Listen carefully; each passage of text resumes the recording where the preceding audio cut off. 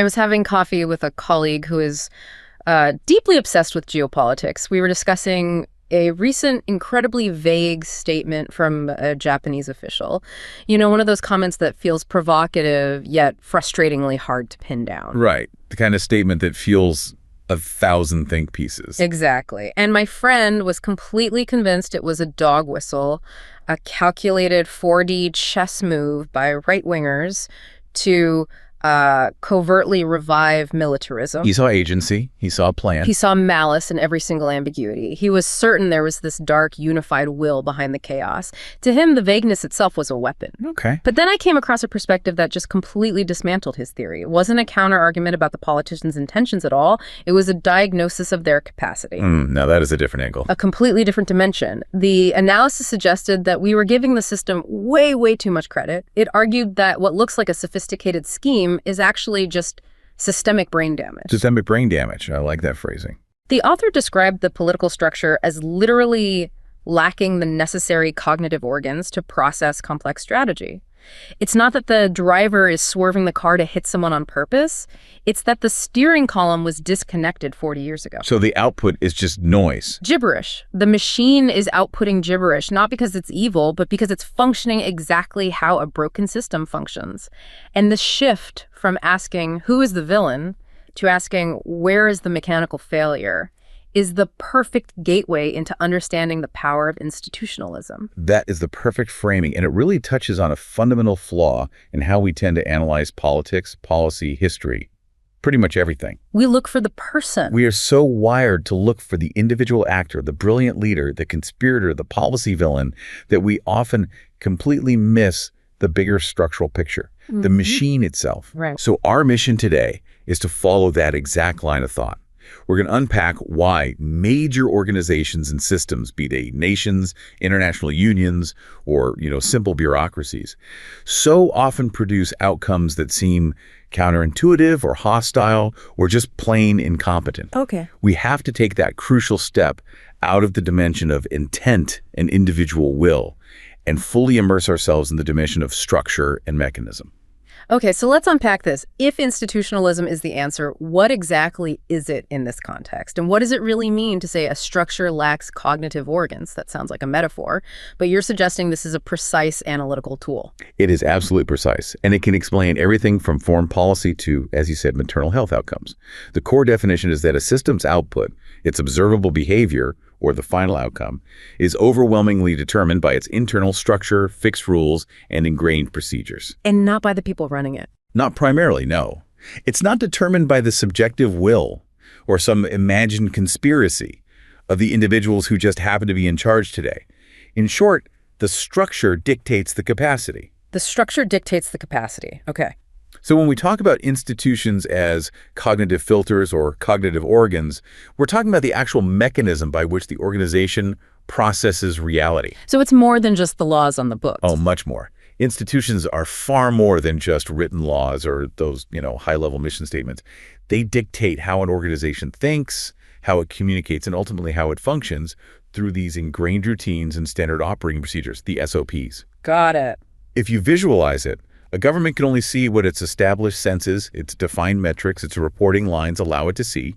It can only say what its procedures allow it to say. Okay, give me an example. Well, if the SOPs of the foreign ministry were written decades ago, and they don't include a mechanism for, say, mutual non-security related cooperation with rival nations, then the organization just filters that reality out. It can't even see it. It becomes structurally incapable of articulating or even perceiving that variable. It doesn't fit in any of the boxes on the form. Here's where it gets really interesting for me. If the analysis suggested that my colleague's high-stakes geopolitical drama was actually just some mid-level bureaucrat trying to fill out the wrong form, then we're basically applying Hamlin's razor to global politics. That's a great way to put it. Never attribute to malice that which is adequately explained by stupidity. It's the institutionalist version of Hamlin's razor, exactly. But the required shift in perspective is pretty radical. You have to stop asking, who is the villain who wants this outcome, which is a question of agency. Right, who's the bad guy? And you start asking, what rigid structure had to produce this outcome? That's the question of structure. It takes the emotion out of it. It does. The institutionalist approach It really rejects the idea that a complex, frustrating political situation like, say, policy paralysis or unexplained aggression is the result of some carefully planned chess game played by these omnipotent geniuses. Which is what my friend believed. 4D chess. Right. Instead, this approach focuses on the organizational limitation. It's just a massive, rusting machine clicking and clanking. The output might be aggression or delay or confusion, but the product is determined by its rusted ancient components, not the driver's current mood. But let me challenge that. I mean, doesn't that fundamentally ignore the fact that leaders do make choices? How does institutionalism account for sudden, dramatic, willful changes, like the decision to launch a major invasion, which seems to be driven entirely by one person's agency? That is the critical tension in the field, you're right. And institutionalism doesn't ignore agency, it constrains it. It says that individual will, no matter how powerful, has to be implemented through the available machinery. So the leader can decide what to do, but the machine decides how it gets done. And if it even can get done. Sudden shocks or aggressive actions often happen when the leader, the key agent, has to rely on a machine that's been running on the same flawed operating system for decades. The implementation and the execution of that willful decision will always be shaped, distorted, and ultimately constrained by the machinery available. Okay, that makes sense. And this brings us immediately to a concept that's just central to this whole way of thinking, path dependence. If the machine is rusting, it's because it was built that way decades ago, and the cost of replacing the entire engine is just astronomical. Path dependence. So history isn't just the past, it's actively dictating the present and the future. Precisely. Institutions, once they're established and running, develop this massive inertia and rigidity. The historical design dictates the organization's current capacity, and it often forces current actors to adhere to the system's legacy code. Legacy code. Like old software. It's exactly like old software. Yeah. Path dependence means that old, often maladaptive reaction patterns persist because changing the fundamental system is either too politically costly, too financially complex, or it just meets too much resistance from entrenched interests who actually benefit from the status quo. So the longer you go down one path, the harder it is to switch, even if that path is clearly leading to failure. that makes perfect sense. So if the structure is coded for threat, let's look at a concrete example of this structural inertia. Let's examine how foreign policy aggression might be, manufactured by the machine itself. A great place to look would be the security apparatus of a major global power like Russia. A perfect example. We so often assume that aggression comes purely from the Kremlin's will, but institutionalism suggests it might actually be baked right into the organizational design. Exactly. We need to look inside the black box of the Siloviki, the Russian security elite. Instead of just focusing on the psychological profile of the leader at the top, let's examine the mid-level analyst. Let's call him Victor. Victor, okay. Victor is just a guy. He's doing his job in a sterile, windowless office somewhere in Moscow, and he's just following procedure. He's a cog in the machine. He is. But the critical institutional mechanism at play here is this deep path dependence, linking him directly back to the Soviet era. Victor is tasked with processing incoming intelligence about neighboring states. Standard stuff. But, crucially, he is using legacy Soviet-era software and these incredibly rigid threat assessment matrices that were inherited directly from the Cold War. These systems were designed during an era when the entire world was categorized into hostile or neutral camps. Cooperation outside the bloc was inherently seen as a strategic weakness to be exploited, or a Trojan horse. So when Victor inputs data about, let's say, a new trade agreement between a neighboring state and the European Union, something that objectively might signal economic partnership, stability. A good thing, you would think. How does that system process it? Well, the system's deep inherited logic immediately runs that input through the only variables it possesses. If there is no specific data field for mutually beneficial long-term economic stability, Which there isn't. the analyst has to categorize the data using the closest available field. And in this legacy code, partnership with a Western entity automatically triggers the highest available category: security threat or infiltration containment risk. Wow, so it's not even a choice. It's not driven by Victor's personal belief that the neighboring state is secretly hostile. It's driven by the fact that, as his boss might tell him, the format doesn't allow for this variable. So if he tried to write a report suggesting genuine cooperation is possible. His superior wouldn't accuse him of treason. They would probably just hand the report back and say, This cannot be processed by the Threat Assessment Committee because it lacks the necessary categorization. Killed, fix it. That is profound. The aggression, or at least the perception of this overwhelming existential external threat, is literally the only output the machine is structurally designed to manufacture. It's bureaucratic inertia masquerading as malicious intent. So what does this all mean when we look at the self-conception of the Russian intelligence elite, the Siloviki? If they're operating this flawed, threat-obsessed machine, how do they justify their rule and their vision of Russia's greatness to themselves? They rationalize it. They do it through a powerful, self-serving historical myth. They connect their role not just to current governance, but to centuries of state service. They see themselves as the enlightened KGB or the higher police. The higher police. And they're continuing a 2-century-old tradition that's rooted in the 3rd section of His Imperial Majesty's Chancellery, which was established way back in the 1820s. The 3rd section, we hear that name, but what specifically was its initial institutional purpose? The 3rd section was the original romanticized vision of the secret police. It was supposedly devoted to sophisticated sociological research, literary censorship, controlling radical dissent, and this is key, providing the Tsar with unvarnished reports on the state of the country and its social conditions. The goal was social engineering. Nothing less than proactive, large-scale social engineering. This new elite, which relies so heavily on former intelligence officials, emphasizes pragmatism, efficiency, and a hard-nosed realism. They're actively distancing themselves from the cumbersome ideology of the communist past. They see themselves as the efficient managers. Uncorrupted, efficient servants of the state, uniquely equipped to manage chaos. And they try to separate the 2 historical functions of the secret police through this narrative.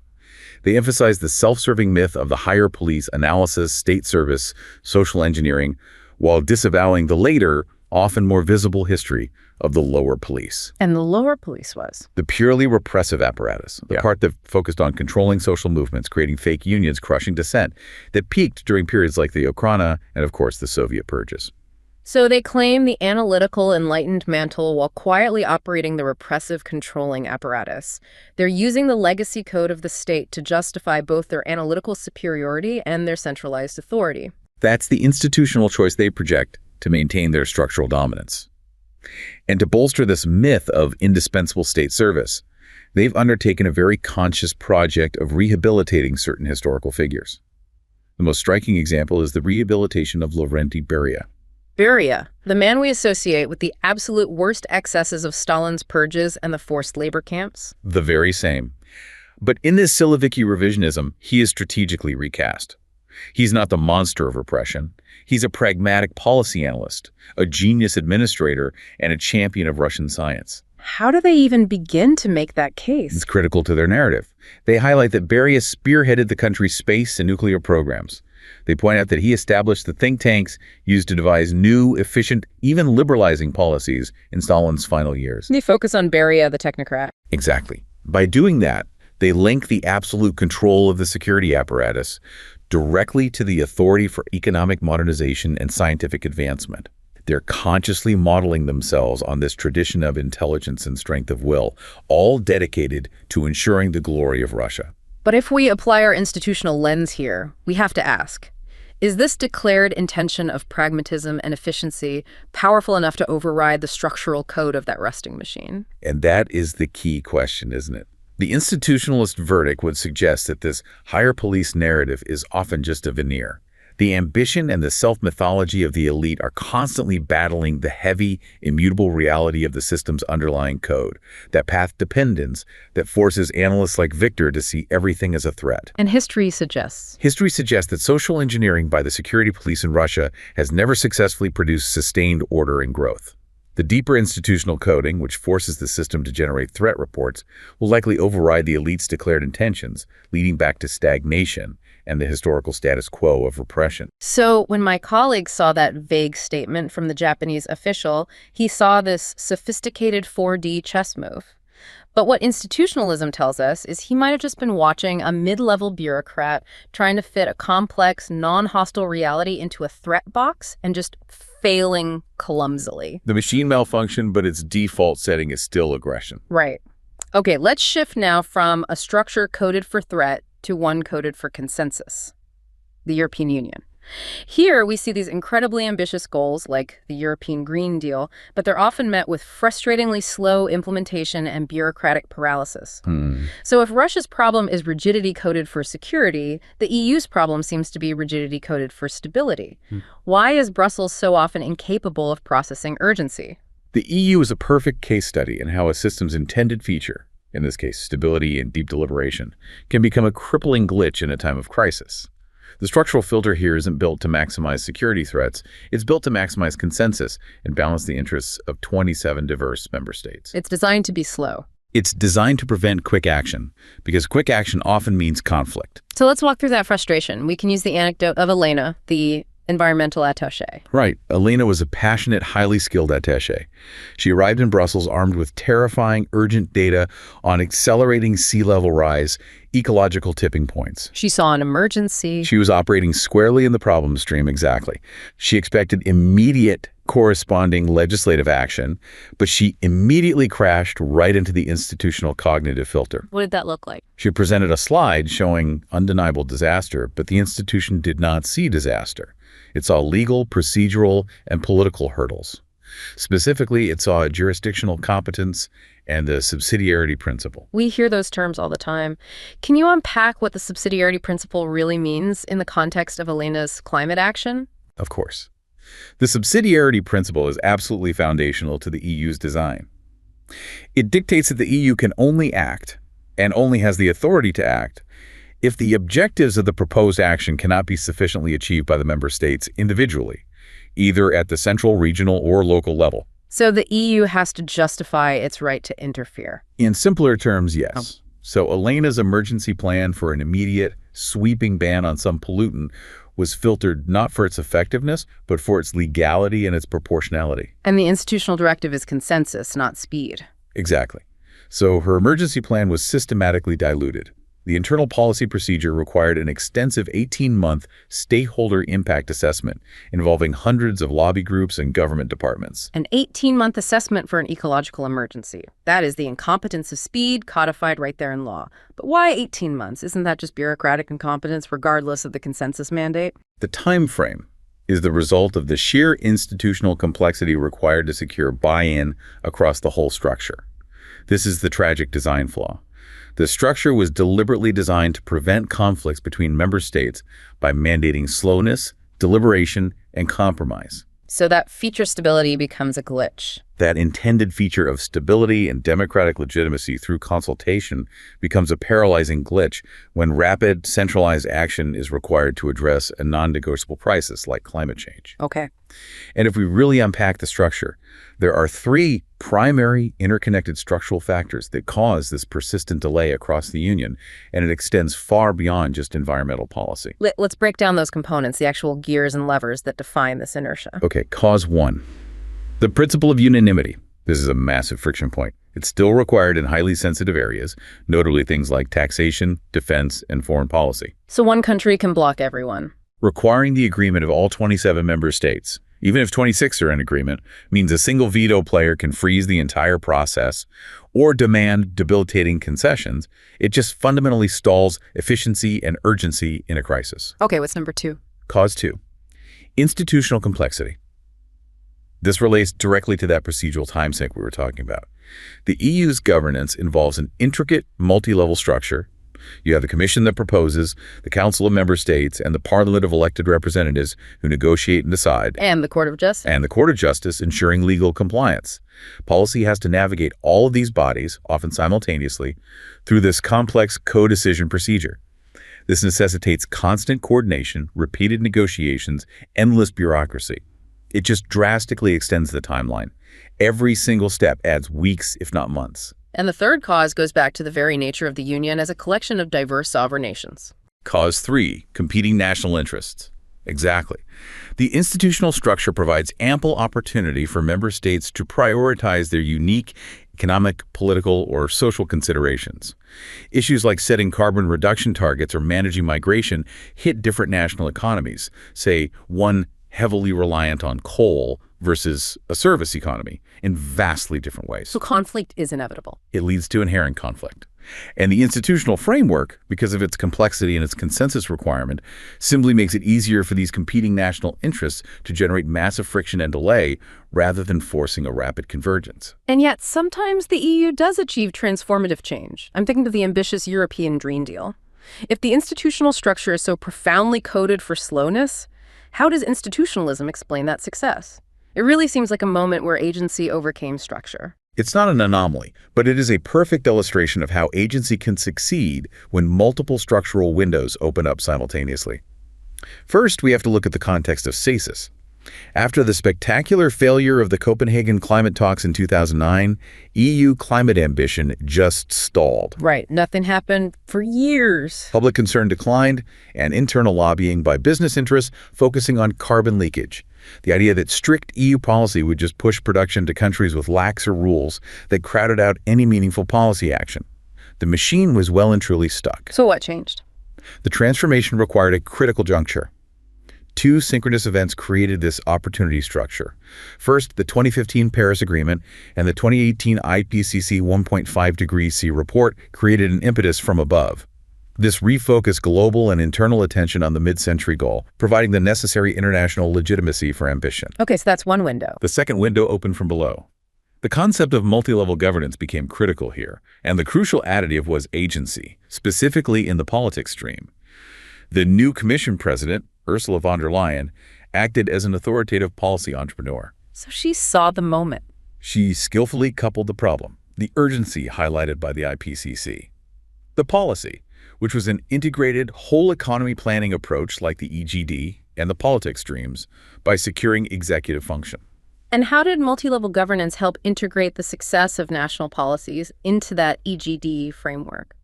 Well, the EGD wasn't conjured from a blank slate. It was an exercise in scaling up existing best practices. The success relied on the synchronous opening of windows from above international treaties providing the mandate, and below from national best practices. So they took things that were already working in some member states. Exactly. Policies like establishing national binding climate laws had already been tried and tested successfully at the national level in several member states. The EGD formalized these successes and scaled concepts like emissions trading schemes across the entire bloc. It made the change feel less radical. The policy entrepreneur's success was in leveraging the shared crisis and linking it to existing successful national models. It made the transition feel less like an imposition and more like formalized ambition. This combined reinforcing dynamic was just strong enough to overcome the entrenched structural inertia. But it wasn't easy. Oh, no. It still required massive institutional concessions, like creating the just transition mechanism to secure cooperation from holdout nations like Poland. That is a powerful demonstration of how institutional rules can be temporarily managed, if not entirely rewritten, by a well-placed actor during a critical juncture. The structure didn't change overnight, but the dynamic forces acting on it aligned in a very unique way. Okay, let's move to a completely different institutional challenge: economic development. The Greatman theory suggests that a driven individual can overcome poverty and institutional inertia. But our institutional lens seems to show the opposite. That structure acts as an invisible wall, defeating even the most determined agency. This is where we see the concept of institutional friction most clearly. We can use the anecdote of David, the software engineer. He left Silicon Valley, sold his stock options, and returned to Lagos with incredibly high agency. He had capital, talent, and just sheer willpower to build a transformative, purely digital fintech startup. He was the guy, the one who's supposed to spark an economic revolution. He was exactly that individual. But David immediately hit the structure of government bureaucracy. Specifically, he encountered registration laws that were largely unchanged since the 1960s, a classic case of post-colonial legacy code. What kind of friction did that legacy code create for his modern digital business? The key friction point was absurdly physical for a digital entity. He needed a specific banking license, but the clerk, who wasn't being malicious, he was just bound by the outdated rules, pointed to Instruction 42B. Instruction 42B. Okay. This instruction stipulated that a licensed bank must have a physical premise with a steel-reinforced door. It effectively required a physical vault for his digital bank. You're kidding. David's high agency, his determination, his capital, his time, was defeated by higher institutional friction. He spent 6 months burning through his limited capital, not on building his product, but on trying to fit his 21st century idea into a 1960s institutional box. The system couldn't process his business model? It was cognitively incapable of it. The result was capital depletion, time waste, and innovation blockage. This brings us right to the core debate on development. Are the persistent challenges in developing economies due to agency flaws, a lack of drive or talent, or are they rooted in an institutional structure that is actively designed to block progress? Traditional approaches often misdiagnose the problem here. The critique of the new institutional economics, or NIE, approach in this context is really revealing.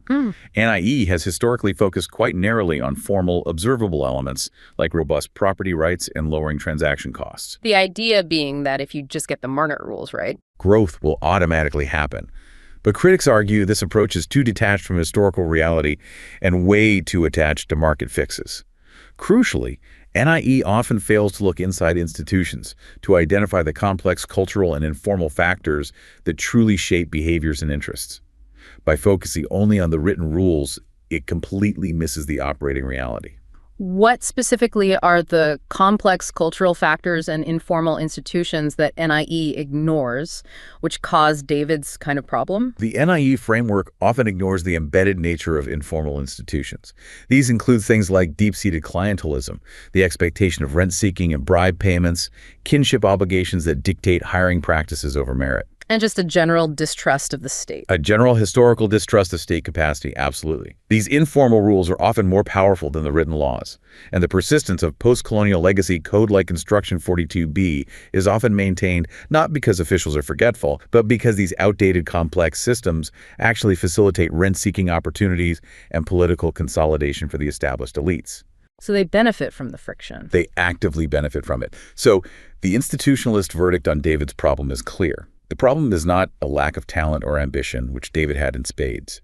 The issue is an underlying state operating system, the structure, that is actively hostile to new updates and innovation. It's a feature, not a bug. For some, yes. That legacy code creates institutional friction so high that even the most determined individual agency is exhausted and defeated, ultimately blocking the development potential of the entire economy. That structural critique, that the system is actively working against innovation, is so powerful. Let's shift now to what is perhaps the ultimate institutional test, governing for essential human outcomes. We can literally measure the difference between a functional and a dysfunctional institutional structure in human lives. We're going to compare 4 nations based on their political settlements and see how the structure of governance dictates health outcomes, specifically maternal health. This comparative study uses political settlements theory, and it posits that the underlying balance of power, how political elites interact, how resources are distributed, and how accountability is enforced, determines the state's capacity for policy design and implementation, regardless of the policy intentions. And you distinguish between 2 critical types of settlement. We do. The dominant developmental settlement and the competitive patrimonial settlements. Okay, so let's start with the nation that saw the best performance in maternal health outcomes in this study, Rwanda. What kind of structure defines their success? Rwanda is the classic example of a dominant developmental settlement. Following the 1994 genocide, the ruling party, the RPF, maintains overwhelming dominance. Critically, this dominance is paired with an inclusive developmental vision and extremely low tolerance for corruption and dissent. So it's a deliberate structural choice. It is a strong ruling group using its assured grip on power to focus on rigorous long-term developmental goals rather than short-term patronage. And this structural cohesion translates into effective top-down implementation. It does, throughout the entire bureaucratic hierarchy. And the centerpiece of this structure is the Imihigo performance contract system, which is based on a pre-colonial warrior oath of performance. How does that specific system Imihigo actually function to drive policy results in health? It sounds like a pretty sophisticated accountability system. It's extremely rigorous and highly hierarchical. Officials, from the president all the way down to local mayors and community health workers, sign explicit performance contracts. These outline quantified targets, for example, increasing the percentage of births attended by skilled personnel. So it's all data-driven. It's hierarchical, impartial, and it fosters competition among districts for performance. The enforcement is meticulous. Results are publicly monitored. Community health workers, who are often trained traditional birth attendants, use SMS reporting systems to alert emergency responses to difficult births. And if officials don't perform? Non-performing officials face strict public sanctions, while high performers receive recognition and resources. This enforced hierarchical performance mechanism creates a truly functional machine. And the outcome reflects that institutional strength. The outcome is staggering. Rwanda achieved the steepest decline in maternal mortality ratio, or MMR. In the study, a 78% reduction between 1990 and 2015. This success is directly attributed to the institutional ability to design and implement rigorous, impartial, top-down accountability mechanisms. That is the hallmark of a dominant developmental settlement. Okay, now let's look at the cases where implementation failed, even with policy commitment. If Rwanda succeeded through this highly disciplined top-down structure, what happens when the structure is weak or geared towards patronage? We see a contrasting and often tragic picture in the competitive patrimonial settlements of Ghana, Uganda, and Bangladesh. Let's start with Ghana. Okay, take Ghana. It operates under what's called an inclusive competitive settlement. Ghana's politics are characterized by fierce alternation of power. This encourages populist policymaking, promising everything to everyone, and undisciplined public sector expansion. So the policy goals look good on paper. Ambitious on paper, absolutely. Maternal mortality was declared a national emergency. But the weak top-down enforcement mechanism allowed agency-specifically powerful groups like doctors' associations resisting necessary HR reforms or widespread ghost workers to exploit the porous structure. And this institutional weakness led to resource maldistribution. It did. Officials focused on building visible infrastructure, like new clinics, because that generated political visibility, even if those clinics lack basic equipment or staff. And what was the performance metric for this structurally weak system? Ghana had the worst record of the four, with only a 49% MMR reduction. Even when reforms were mandated, like deploying staff to rural areas, the structure lacked the capacity to enforce compliance. Doctors simply refused the postings or leveraged their professional associations to block the changes. Which confirms the theory. It confirms that competitive political dynamics often prioritize short-term populism over impartial public goods provision. Okay, now Uganda. Uganda is an intermediate case, and it's defined by increasing patrimonialism. As competitive pressure mounted on the ruling group, President Museveni began to rule in an increasingly patrimonial way. The Ministry of Health became less a service provider and more a vehicle for rent-seeking and clientelist reward. How did that patronage corrupt the operational capacity of the health system on the ground? We see it so clearly in their decentralization efforts. Instead of using decentralization to empower local service delivery, it became an outlet for clientelist pressures, often through the creation of numerous new districts, which brought in untested structures and staff purely for political reward. And there's a specific catastrophic example of this. There is, the Zimbabwe district. Intense local political division led to such institutional stalemate that between 2006 and 2010, the district could not recruit, confirm, promote, or retire health staff. The system just froze. This institutional paralysis bred total indiscipline. The district's main facilities lacked anesthetists and blood transfusion equipment, making emergency procedures like C-sections impossible. Their ambulances were grounded for years because there were no maintenance funds. The result was only a 50% MMR reduction, proving definitively how patrimonial dynamics override essential, life-saving policy functions. And finally, Bangladesh, which managed surprisingly better outcomes despite having a highly fragmented political system. Yes, Bangladesh has a highly fragmented political system with strong professional interest groups resisting HR reforms. It's a mix of competitive and elitist dynamics, making central policy implementation very difficult. They achieved a 69% MMR reduction, which is a strong result. So how did they do it? Institutional analysis attributes this success primarily to indirect factors, things like rising women's education and nutrition, and the robust compensatory work of powerful national NGOs, specifically BRAC. So the state didn't do it, someone else stepped in. In Bangladesh, the public sector struggled with policy implementation due to the exact same issues we saw in Ghana: infrastructure bias, staff indiscipline, resistance from doctor associations. The success came despite the structural issues in central administration because non-state actors were there to substitute for the public sector's lack of hierarchical performance mechanisms and state capacity. The institution itself was still weak, but external agencies compensated. Exactly. So what does this comprehensive comparison really confirm about the structural critique of governance? It reaffirms the core institutional conclusion. The nature of the political settlement dictates the capacity for policy success. Where competitive or patrimonial dynamics dominate, they create structural flaws. Porous accountability, politicized resource allocation that override policy intentions even when those intentions are backed by political will. They prioritize patronage over performance. They inherently prioritize populist gestures and patronage over impartial, disciplined public goods provision. Rwanda's success proves that an effective settlement creates the machinery needed for successful, disciplined implementation. And the policy implication is clear. The policy implication is therefore clear. In systems defined by competitive weakness or patrimonialism, success often requires strategies that substitute for or work around the broken central administration, rather than relying on it to function impartially.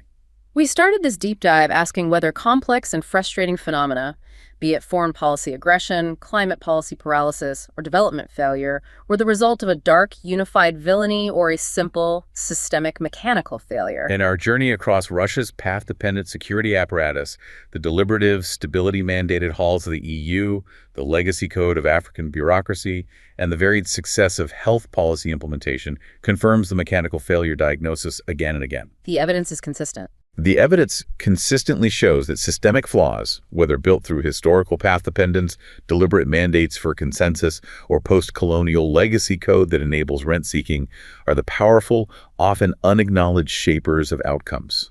They are the structural authors of delay, aggression, and human tragedy. What's fascinating here is we've seen that to truly understand why things happen, you have to look beyond the intentions of the driver, whether they are a genius strategist or a reformer, and examine the integrity of the vehicle itself.